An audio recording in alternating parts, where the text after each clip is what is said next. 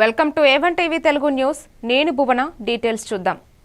పల్నాడు జిల్లా రాష్ట్ర మైదాన ప్రాంతాల్లో నివసిస్తున్న గిరిజనులకు రాజకీయ రిజర్వేషన్ లేకపోవడం వల్ల తీవ్ర అన్యాయం జరుగుతోందని గిరిజన సమాఖ్య రాష్ట్ర సహాయ కార్యదర్శి బి శ్రీను నాయక్ అన్నారు.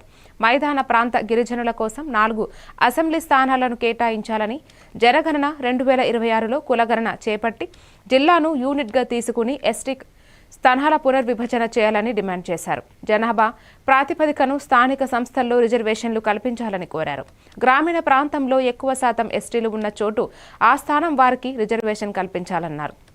కేంద్ర రాష్ట్ర ప్రభుత్వాలు నిర్వహిస్తున్నటువంటి ఈ జనాభా లెక్కల్లో భాగంగా కులగణన చేపట్టాలని చెప్పేసి గిరిజన సమైక్య నుంచి మేము ఈ రాష్ట్ర ప్రభుత్వాన్ని డిమాండ్ చేస్తా ఉన్నాం. ఎందువల్లంటే జనాభా ప్రాతిపదికన గిరిజనులకు రావాల్సినటువంటి రాజకీయ రిజర్వేషన్ కోల్పోతా ఉన్నారు. ప్రధానంగా ఎక్కువగా జనాభా ఉన్నటువంటి మైదాన ప్రాంతాలను అన్యాయం అయిపోతుండటంతో పాటు ఆర్థికంగా, సామాజికంగా, విద్య, వైద్యం, ఉపాధి రంగాల్లో దెబ్బతింటా ఉన్నారు. ఏజెన్సీ ప్రాంతాల్లో వాళ్ళకి రిజర్వేషన్ కల్పించడం వల్ల ఎంతో కొంత ఇక్కడ అభివృద్ధి అనేది జరుగుతూ ఉంది. మైదాన ప్రాంతాలకి రాజకీయ రిజర్వేషన్ కల్పించడం వల్ల విద్యారంగంలో గాని, వైద్య రంగంలో గాని, ఉపాధి రంగాల్లో అభివృద్ధి చేసేటువంటి అవకాశం ఉందని చెప్పేసి మేము తెలియజేస్తా ఉన్నాం. అదే కాకుండా జిల్లాని ఒక యూనిట్ గా తీసుకొని జనాభా ప్రాతిపదికన స్థానిక సంస్థల్లో కూడా రిజర్వేషన్ కల్పించాలని చెప్పేసి మేము కుటుంబ ప్రభుత్వం తెలియజేస్తా ఉన్నాం. అంతేకాకుండా మైదాన ప్రాంతాల్లో ఈ పునర్విభజనలో భాగంగా రానున్నటువంటి జనాభా లెక్కలో భాగంగా తీసుకొని దానిలో భాగంగా కులగణన చేస్తూ మైదాన ప్రాంత గిరిజనులకు రిజర్వేషన్ పరంగా 4 సీట్లు కేటాయించాలని చెప్పేసి